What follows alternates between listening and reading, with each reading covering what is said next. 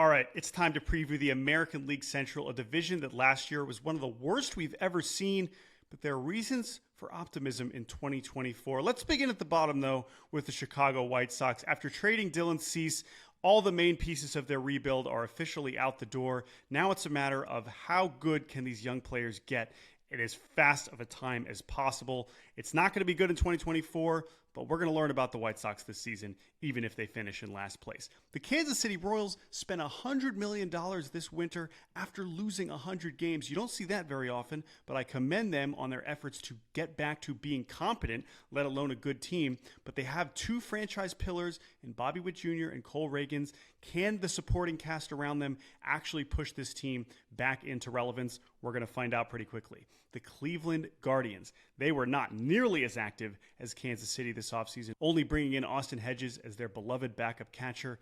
But this team still has elite starting pitching. If Shane Bieber and Tristan McKenzie are indeed healthy as they've looked this spring, this could be one of the best rotations in baseball as we've seen them be in the recent past.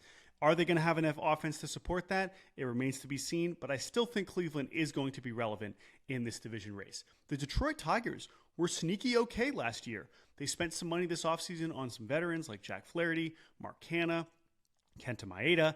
And if those young guys can take another step, the Riley Greens, the Spencer Torkelsons, Tarek Skubal looking fantastic on the mound, I think the Tigers could be pretty good. I'm not totally sold yet, but I think they're in position to at least make some noise in 2024. And finally, of course, the Minnesota Twins, the defending champs in this division who finally won a playoff game, even a couple, giving that Target Field crowd something to cheer about. I like this roster a lot, but they didn't really improve it very much from 2023. That makes me wonder, are they going to be able to hold off those teams chasing them down quite as easily as they did a year ago? I like their chances, but we'll see what happens once the season finally begins.